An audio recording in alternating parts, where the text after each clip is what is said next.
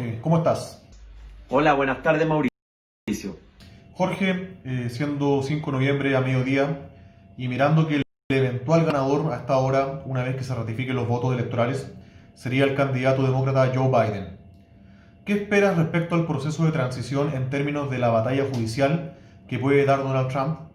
¿Ves espacio para que tengamos incertidumbre jurídica respecto al resultado final? Veo que vamos a tener un espacio en los próximos días y semanas de incertidumbre porque la elección está siendo muy reñida, muy ajustada a los estados claves. Hasta hoy, día jueves, tenemos estados como Georgia, Nevada o incluso Arizona que están palmo a palmo disputándose los votos y ya Trump y su equipo jurídico han iniciado distintas acciones judiciales. En Wisconsin pidieron un recuento total de los votos. Se ha pedido la detención de la votación en Michigan, lo mismo en Pensilvania, lo que anticipa que esto, que era una batalla electoral, en las urnas, se está trasladando a los tribunales y a toda la discusión comunicacional que da origen a esto.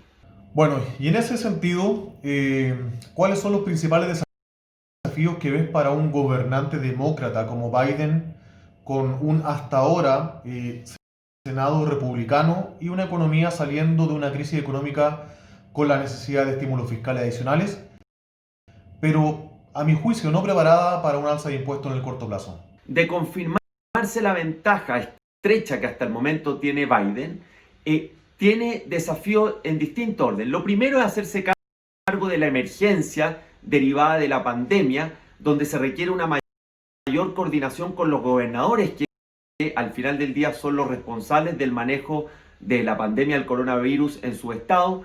Estados Unidos está llegando a cerca de 10 millones de contagios y más de 230.000 muertos. Hay una emergencia que hay que hacerse cargo y es lo primero que deberá asumir Biden en caso de transformarse en presidente. Y lo segundo es un desafío triple. Por una parte, el desafío político, porque hereda, y lo está demostrando esta elección, una sociedad americana profundamente dividida, una clase política muy polarizada y una división de esa sociedad que ya venía manifestándose, pero por el estilo de liderazgo de Trump se extremó. ¿Cómo entonces va a poder conducir el próximo presidente, en caso que sea Biden, esa polarización, esa división profunda? El segundo desafío es de orden económico y los electores lo señalaron claramente en la encuesta y lo que estamos viendo en el conteo, que la economía es la prioridad en la decisión de los americanos y la recuperación económica de Estados Unidos va a ser una tarea esencial, sobre todo luego de ese trimestre terrorífico que tuvo Estados Unidos, el segundo trimestre, que fue la caída más grande en su historia que ha tenido la economía desde que hay registro. Y el tercer desafío es de orden de política exterior, que si bien fue un tema no motivo de la campaña, no prioridad de los electores, el próximo presidente va a tener que, por una parte, hacerse cargo de esta cada vez mayor rivalidad estratégica con China, que es hoy día la potencia desafiante a esta potencia existente que es Estados Unidos, donde puede cambiar la retórica, puede cambiar la estrategia, pero esa rivalidad va a continuar y va a seguir profundizándose. Y también en política exterior, cómo va recomponiendo su relación con los aliados históricos. Bueno, Jorge, y considerando lo anterior, y también más allá del tema económico, ¿dónde ven las principales fortalezas y debilidades de Biden? ¿Y qué esperas ver en su agenda en los primeros 100 días de un eventual mandato?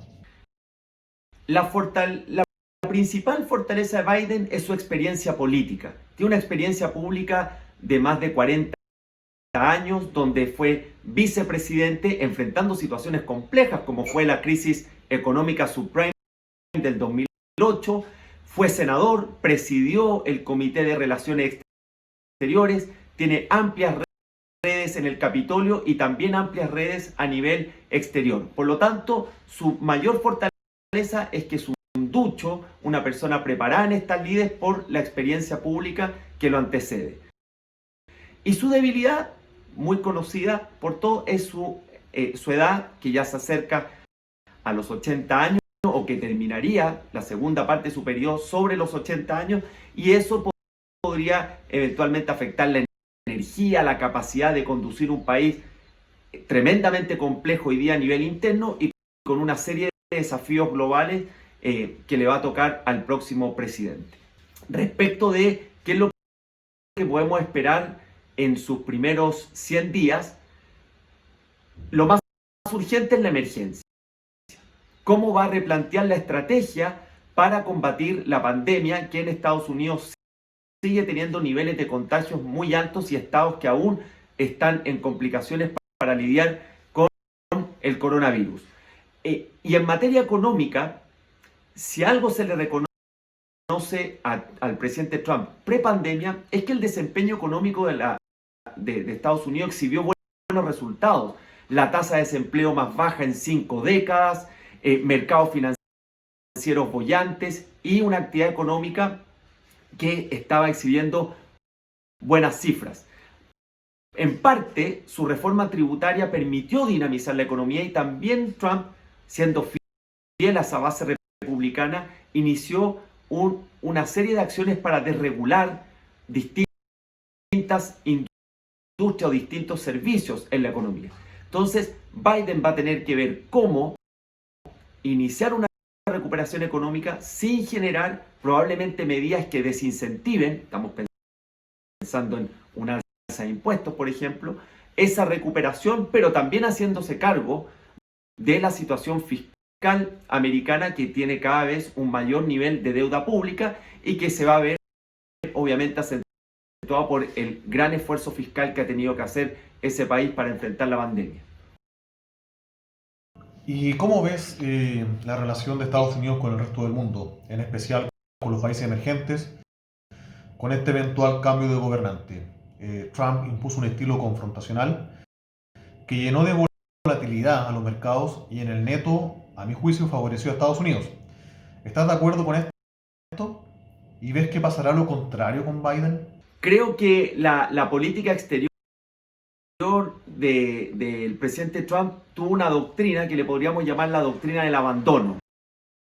Se retiró el primer día del TPP, se retiró del Acuerdo de Cambio Climático, se retiró del Consejo de Derechos Humanos de la ONU y así sucesivamente, y llevó más bien una política internacional transaccional muy unilateral y que generó niveles de incertidumbre muy altos en los mercados. Quizá el punto culmine fue la guerra comercial con China el año 2018-2019, que incluso terminó afectando a Chile en los niveles de comercio exterior que tuvo esos años. Con Biden debiéramos tener una política exterior americana más predecible, con menores niveles de incertidumbre, con un mayor apoyo a los distintos organismos multilaterales y con señales de mayor seguridad para las economías emergentes que, no olvidemos, la inmensa mayoría de ellas está íntimamente conectada con la economía americana. Por lo tanto, en lo que quizás es el riesgo geopolítico más importante que está enfrentando el mundo y que va a enfrentar post-elección, que es la rivalidad de estas dos potencias de China y Estados Unidos, esperamos que Biden pudiera dar señales de mayor tranquilidad, de sentarse en la mesa, de fijar niveles de competencia, pero también de colaboración con China, porque las economías emergentes, más de un centenar de países, son los principales socios comerciales tanto de Estados Unidos como de China. Perfecto, Jorge. Muy interesante el análisis. Se agradece. Muchas gracias, Mauricio, por esta invitación y espero que sigamos muy atentos a los acontecimientos de Estados Unidos y sus efectos también para el mundo y para nuestro país.